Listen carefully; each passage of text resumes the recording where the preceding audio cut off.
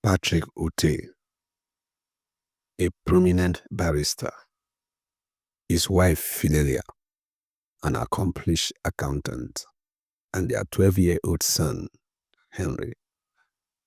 The Ote household was one of discipline and order, a legacy passed down from General Ote, Patrick's authoritarian father. Patrick talking to his son, Henry. Henry, how many times must I remind you? Discipline is the foundation of success. Without it, you are nothing. As Patrick talks with Henry, Philelia watches quietly, her face tense, but she doesn't intervene. Henry's hands tremble as he grabs his fork to eat his dinner. The remaining part of the dinner was in silence. After dinner, Philelia talks with Patrick. My love, I have always told you not to scold him in between meals. As much as I want him disciplined, I want him to feed well too. I know, Patrick answered, but correction must be prompt and immediate. Henry is seen in his room, surrounded by books and school materials. Though Henry was intelligent, he felt suffocated by the weight of his parents' expectations. Every mistake was met with harsh reprimand, and praises were rare.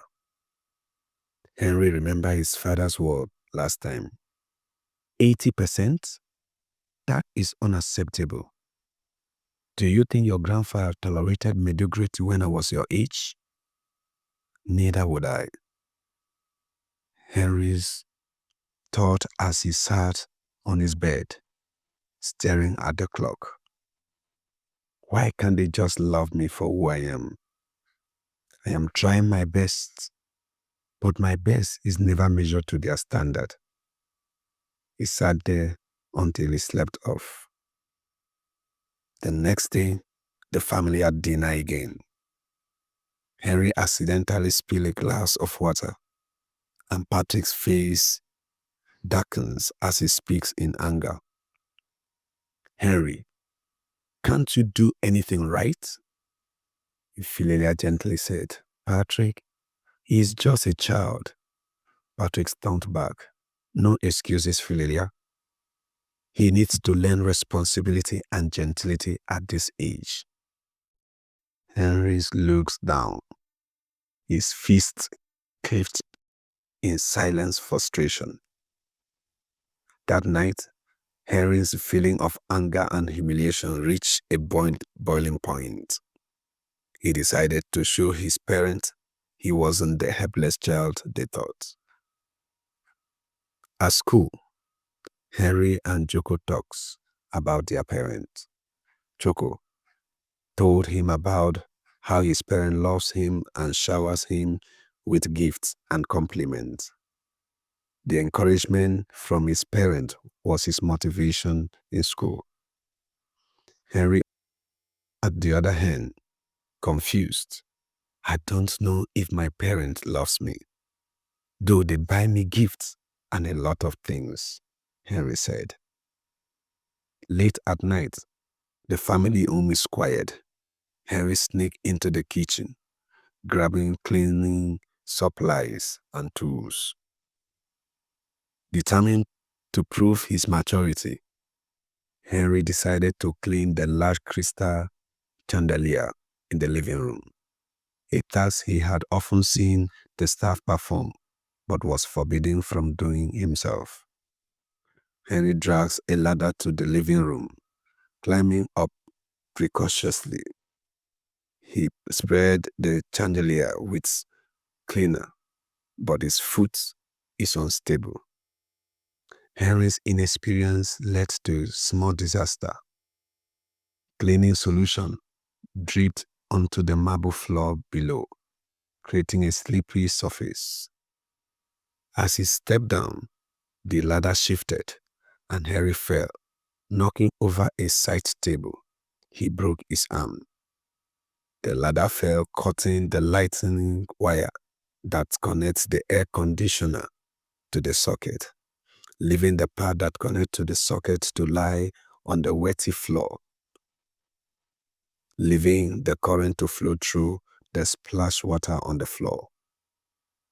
Patrick and Philelia rushed into the living room, alarmed by the noise.